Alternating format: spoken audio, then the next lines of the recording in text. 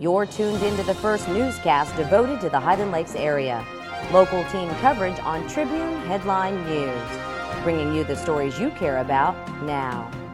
Hello everyone, I'm Connie Swinney. This is the Picayune TV. You're watching us on Northland Channel 15. In today's broadcast, we have the latest on the wildfire danger. Conditions could get worse in the next few days as a drying trend moves into the area. We also have the latest on a string of fires started by lightning strikes the past couple of days. Sports and your weather forecast are coming up too. Let's get started.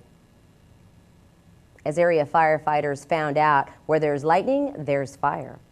It's no secret brush fires this year have kept area agencies constantly moving, but it was lightning Monday and Tuesday nights in Burnett County which kept them occupied for a few hours.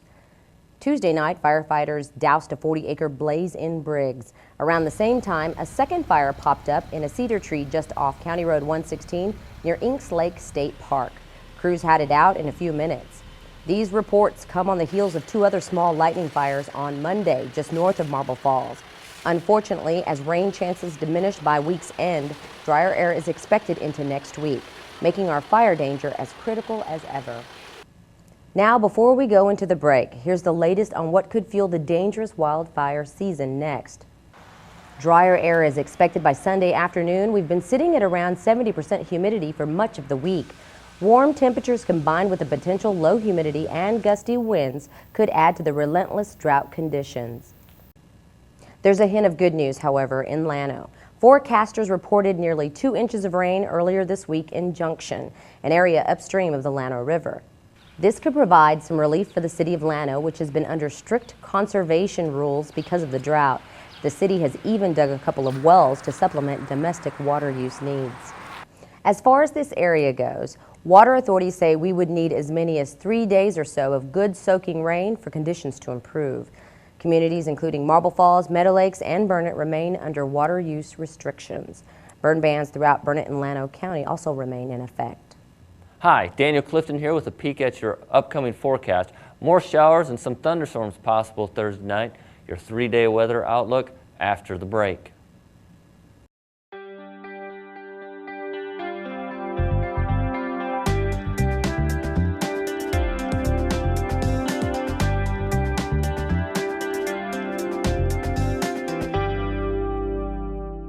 Because experience matters. For home, auto, business, health, and life, we are here for you. When Galloway experts make top providers compete for your business, you win. The Galloway Insurance Team since 1935. Burnett, Horseshoe Bay, and Marble Falls. Hey everybody, I'm Daniel Clifton, and we've had some relief with the rain, but as Connie told you earlier, it's not near enough to put a dent in drought conditions. Fortunately, the wet weather chances are not over yet. Let's take a look. For the rest of the day, a 20% chance of showers and thunderstorms continues. Otherwise, partly sunny and hot with a high near 99 with calm winds. More rain chances on Thursday night. We'll begin to see cooler nighttime temperatures as lows dips into the 67 range. For the next few days on Friday and Saturday, our rain chances disappear. We'll see highs just above 90 and lows around 60. Winds will be out of the northeast throughout your weekend. As you can tell, it may start feeling a little more like fall in the evenings. However, during the day, we'll continue to see mostly sunny skies with highs in the 90s, at least through the beginning of next week. Humidity will likely continue from 60 to 70%. Well, folks, that was your Picayune TV weather forecast. Thanks for watching. Connie, back to you. Thank you, Daniel, for that report. Coming up after the break, sports. There's a lot of smiles at Burnett High School, and that's because the football team has a winning record. We're going to update you what happened with the Bulldogs and Gatesville coming up in sports. Coach Larry Berkman takes a hands-on approach to coaching, and he takes that same approach to handling your car. So join Coach's team and give your car, truck, or boat the MVP treatment at Coach Wash, where our customers call the plays. We are established. We are qualified. We are certified. We are knowledgeable. We are dependable. We are Ken's Heating and Air. Our people make the difference. The Burnett High School football team is exactly where it wants to be. After 5 games this season, the Bulldogs finished up their non-district play with a 23-20 win at Gatesville on Friday. Now, Burnett is on a 2-game winning streak. We did get a chance to talk to head coach Doyle Walker about his team. Here's what he had to say. I felt like, you know, with a little bit of luck, we could have beat Marble Falls. You know, Giddings was probably in a different class than what we were at this point in time in the early part of the season. You know, I'd like to have another shot at them right now, but I think our kids have gotten better as we've played these last 5 ball games, and I would say we're probably about where we should be. We do want to update you on what happened with the Lady Mustang volleyball team, which was on the road at Dripping Springs. Marble Falls lost the match 25-22, 25-13, 25-13 on Tuesday night. That means now the Lady Mustangs are on a 3-game losing streak. Of course, Marble Falls will be hosting Leander Rouse. In a change, normally they play at 6:30, but the varsity will take the court at 5:30 for homecoming festivities following during the Marble Falls Rouse football game. That's it for sports. I'm Jennifer Fierro. Connie, back to you. Jennifer, thanks. It's a night to shine a light on criminals. Area law enforcement are inviting the public to the annual National Night Out event coming up next week. Mark your calendars for Tuesday, October 4th from 6 to 8 at local parks in Marble Falls, Horseshoe Bay, Granite, Shoals, and Burnett. Take a look at the graphics there on your screen. Westside Park in Marble Falls, Wallace Riddell Park in Burnett, the park at City Hall in Horseshoe Bay, Highland Lakes Elementary School in Granite Shoals. Now in Meadow Lakes, they're having their National Night Out on October 2nd at the POA Park, so on Sunday instead of Tuesday like the other cities. The National Night celebration in Meadow Lakes is from 3 to 5 Sunday afternoon. Stay tuned for the Scouting Report. It's coming up next with video and coaches interviews, and that's with Jennifer Fierro. It's Marble Falls versus Rouse homecoming Friday. You can also check it out at ThePicayuneTV.com. Thanks for watching. I'm Connie Swinney.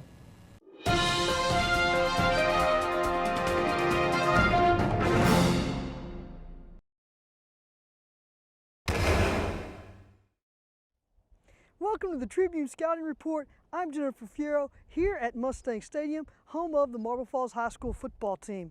The Mustangs suffered a 6-0 loss to Cedar Park Vista Ridge on Friday.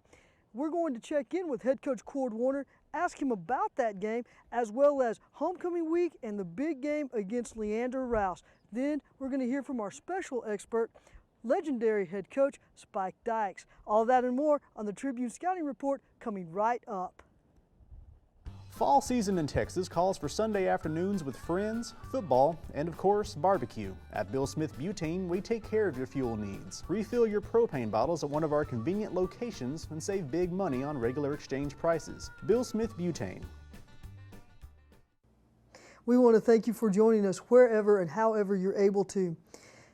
We're here talking to Mustangs head football coach Cord Warner, coming off well, I think it's a heartbreaking 6-0 loss, Coach. How would you describe this loss to Vista Ridge from last week? Absolutely, it hurt really bad, you know, especially with, you know, the adversity our kids, I think, kind of dealt with and overcame.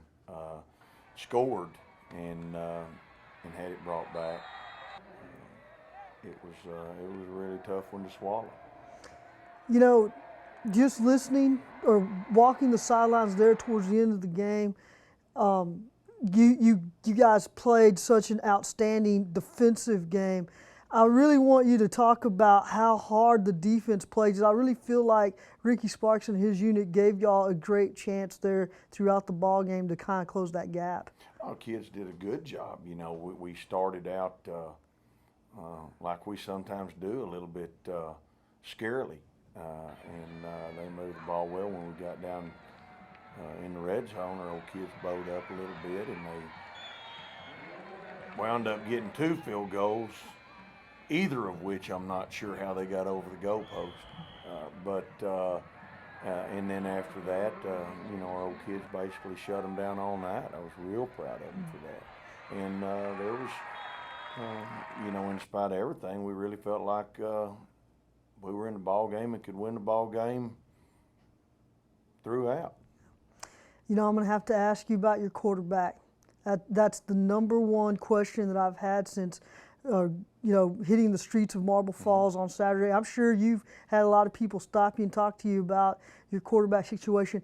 I know because of privacy you really can't say a whole lot, but what can you tell us about what's going on with the quarterbacks? Well, I mean, the reality of it is he's been working through and playing with an injury to his throwing shoulder for a couple of weeks now, and has done a good job with it, and has been able to be effective for us. We have been rehabbing it and thought that might be something we would be able to get past come the week of Vista Ridge.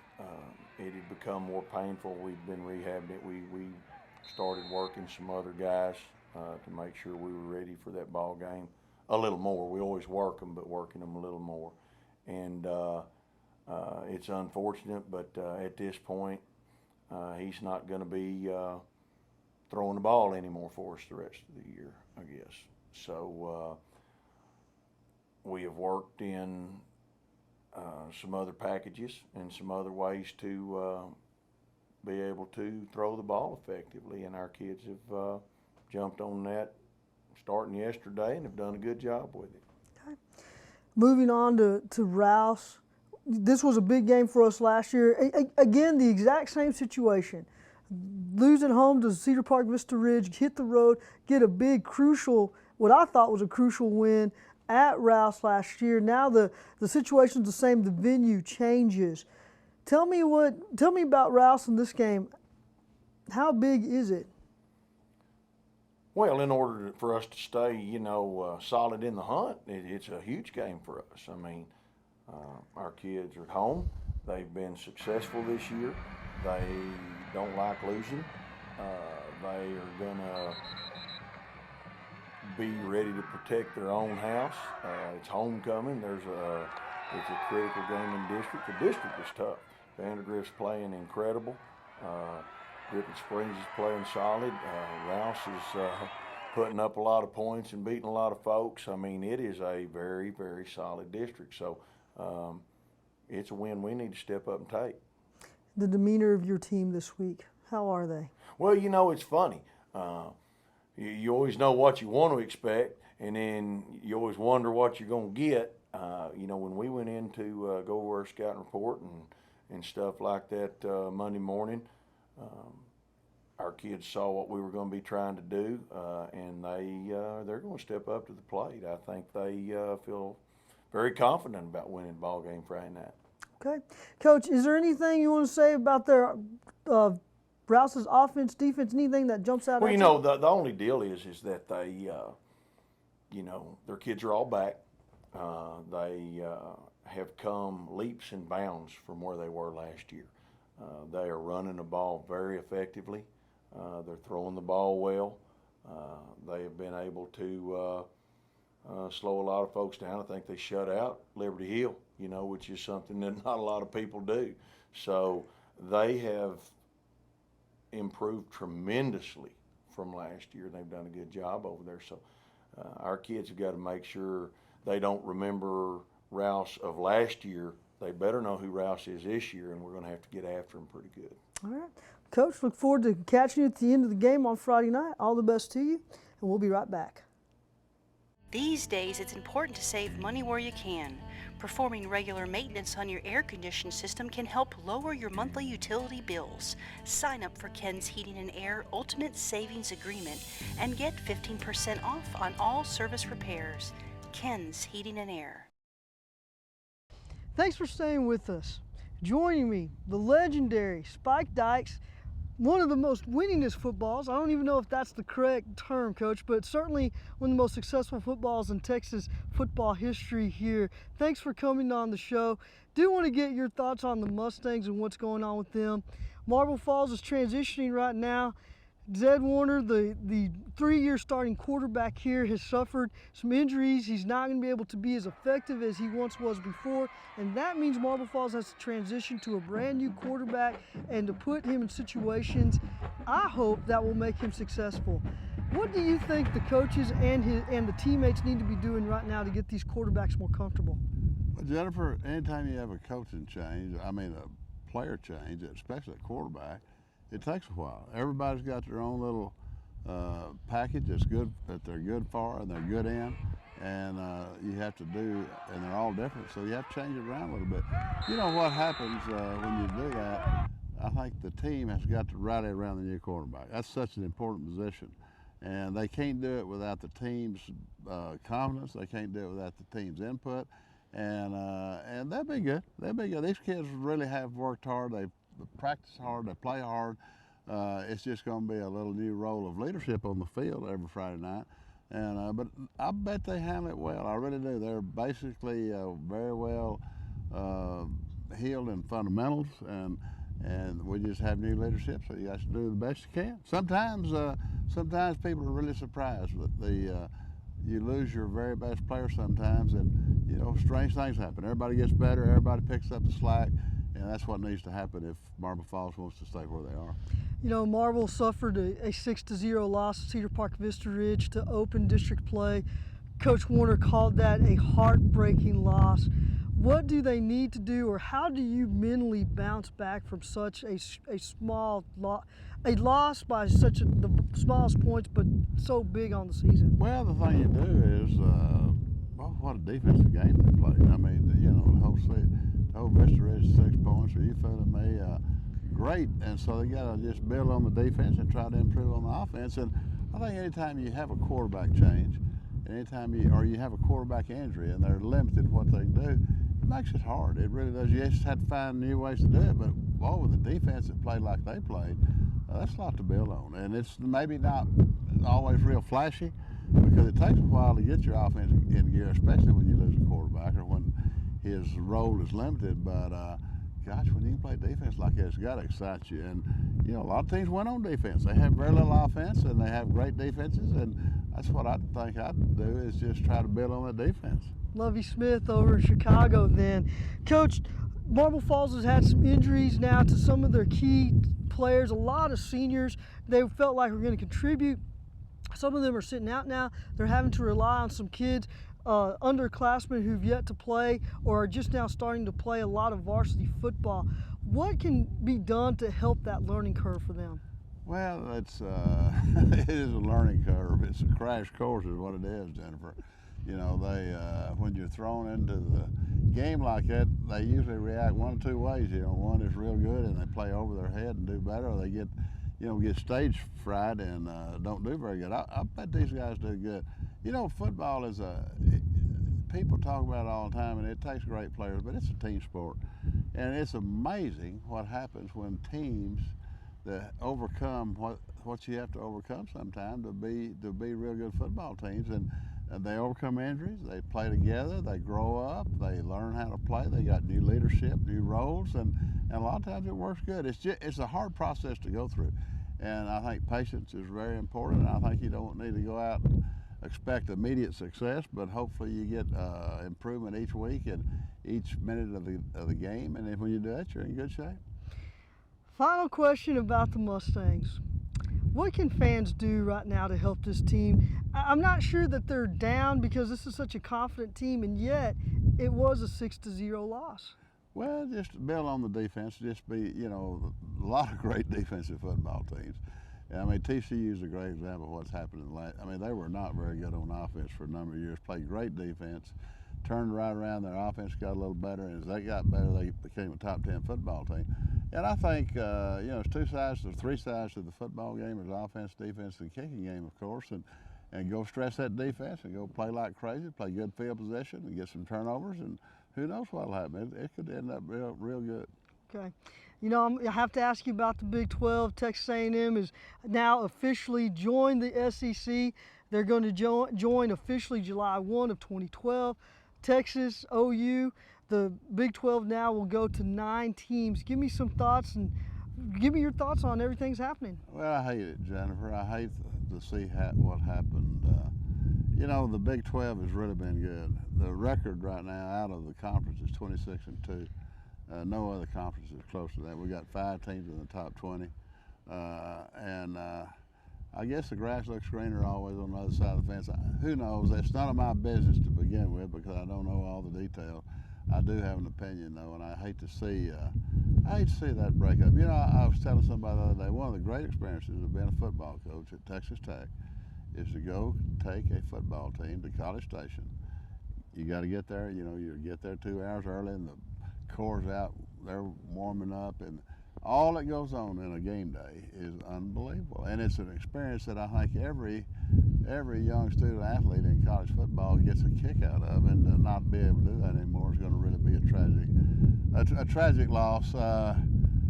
You know, the funny thing about it all, everybody said, well, when Arkansas left the Southwest Conference, it'd be, you know, everybody was doomed over here. And you know, these are great schools, and they'll pick up the slack, and it'll be a bigger, better, stronger conference before it's all said and done. And I wish A&M good luck. Like I said, I hate to see it happen, but my gosh, I mean, we've got a great conference, and for it to stay solid and to stay together is really important, and I hope it does because there's no better football played anywhere. Coach, certainly appreciate you coming on the show. Thanks for your time. Look forward to hearing from you again. And we'll be right back.